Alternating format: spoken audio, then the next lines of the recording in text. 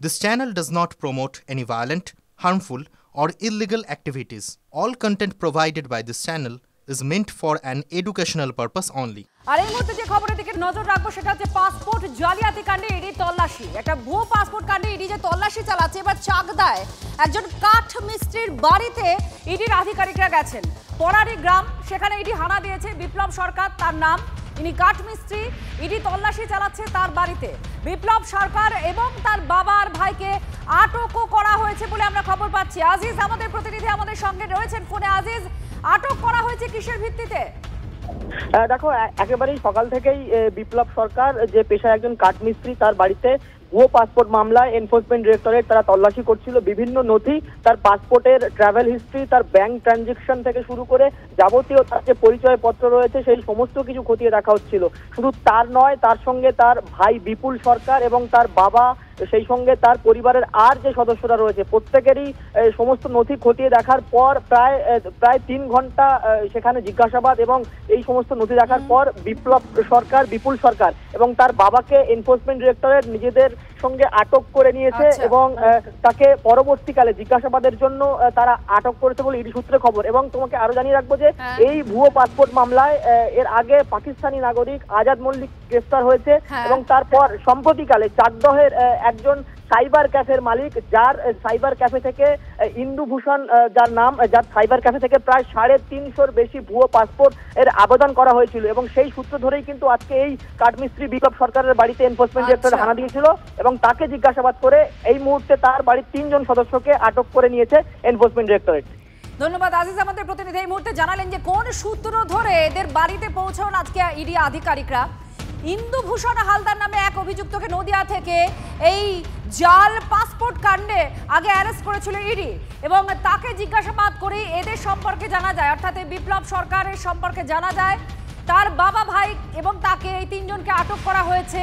এরা পেশায় কাঠমিস্ত্রি। নদিয়ায় ইডির আধিকারিকরা সকাল সকালই হানা দেন। তারপর এখন যে খবর পাওয়া যাচ্ছে এদের 3 জনকে আটক করা হয়েছে। এরপরে খবরের দিকে নজর রাখবো। বাড়ি বাড়ি গিয়ে এসআইআর এর কাজ শুরু কাল থেকে, আর তার আগে আজই শেষ হচ্ছে বিএলওদের ট্রেনিং। অন ডিউটি আর নিরাপত্তা, এই দুটো দাবিতে তারা অনড়। আর ইতিমধ্যেই কমিশন স্পষ্ট করে দিয়েছে অবস্থান। তাহলে কি হবে শেষ পর্যন্ত গ্রাউন্ড লেভেলে ময়দানে নেমে যখন বিএলওরা কাজ করবেন ঠিক কি হতে চলেছে, এই সমস্ত প্রশ্নগুলো উঠে আসছে। আমাদের সঙ্গে সায়ন্ত, আমাদের প্রতিনিধি সরাসরি আমাদের সঙ্গে রয়েছে, তার সঙ্গেই কথা বলবো। সায়ন্ত, একদিকে বিএলওদের একাংশ তারা অনার রয়েছেন তাদের অন ডিউটি এবং সুরক্ষার দাবিতে, আর কমিশন তার অবস্থান স্পষ্ট করে দিয়েছে কাল থেকে কাজ শুরু। ঠিক কি পরিস্থিতি হয়ে আছে আর কি কি হতে পারে বলে আগাম অনুমান করে কমিশন ব্যবস্থা নিচ্ছে? দেখো, গত শনিবার নজরুল মঞ্চ সহ গোটা রাজ্যে যখন বিএলওদের প্রশিক্ষণের কাজ শুরু হয় তখন কিন্তু বিএলওরা 3টি দাবি মূলত তুলেছিলেন।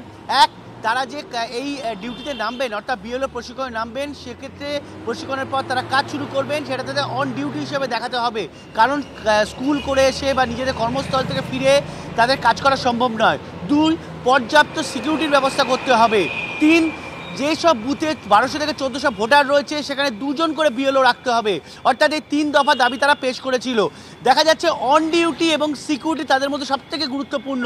সিকিউরিটি দিক থেকে কেন তারা এতটা গুরুত্ব দিচ্ছে, কারণ বারবার ধরে রাজনৈতিক দলগুলোর থেকে হুমকি আসছে, হুঁশিয়ারি আসছে, এমনকি তারা যদি নিজেদের কর্মস্থল থেকে ফিরে কাজ শুরু করে সেটা রাত হয়ে যাবে, তাহলে তাদের নিরাপত্তা কোথায়, এই প্রশ্ন কিন্তু বারবার উঠে আসছে। একই সঙ্গে অন ডিউটি, সেক্ষেত্রে কমিশন নিজেদের বক্তব্য স্পষ্ট করেছে। স্বাভাবিকভাবেই কমিশনের বক্তব্যে সন্তুষ্ট নন বিএলওরা, আর সেই জায়গায় থেকে দাঁড়িয়ে কোথাও না কোথাও প্রশ্নচিহ্ন দাঁড়াচ্ছে যে আগামীকাল থেকে যেখানে বাড়ি বাড়ি কাজ শুরু করার কথা, আদৌ কি ঠিকমতো কাজ শুরু হবে, আদৌ কি বিএলওরা বাড়ি বাড়ি যাবে?